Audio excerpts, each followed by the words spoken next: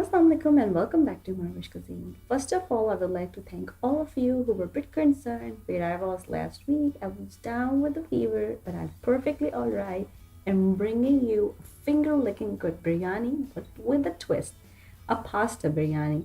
If you're craving for a good biryani but tired of having the same usual with chicken or veggies, try something different this time by combining pasta and biryani. So today I'm sharing a recipe for pasta biryani or a macaroni biryani. So let's go and make it happen. So it's a delicious combination of chicken biryani, but instead of a rice, I'll be using some pasta. And today I'm using orzo because they look cute and presentable and they imitate rice, but you can use any other shape of noodles as well, spaghetti or even macaroni.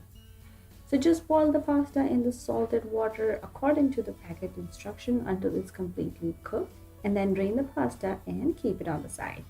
Then take a heavy bottom cooking pot, heat some oil, then add some chopped tomatoes with some cumin seeds and then start cooking until tomatoes are getting a little softer. Then add bone-in chicken and cook until chicken changes its color, and this would take like around 5 to 10 more minutes.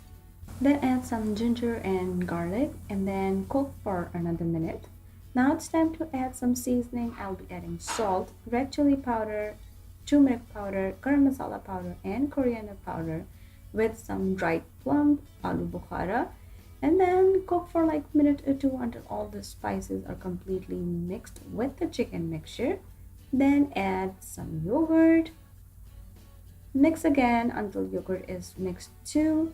Now it's time to add onions since I'm using pre-fried onions. So I am adding that at this time. But you can start your cooking with frying the onion and then add the tomatoes as well. Just mix again until onions are completely mixed with the chicken mixture. And then add some green chilies and then mix again and then cover and let this mixture cook until your chicken is completely tender and you're left with around 1 cup of gravy. And now is the time to toss the pasta in our chicken biryani mixture until pasta is completely mixed through with the cooked chicken korma. And then your pasta biryani is done. You can add some cilantro and leave it for them for like 5 to 10 minutes. The moment I hear the word biryani, I get so charged. And aside from gluten folks, you'd be hard pressed to find anyone who doesn't love this stuff called pasta. It's great for every mood, whether you are sad and in need of pick me up or happy and ready to celebrate. In my opinion, this is the best combination ever, and if you're trying this at home, please don't forget to take a picture and send it to me. And if you want to learn something else, let me know. Leave me a comment down below and I try to make it happen for you guys.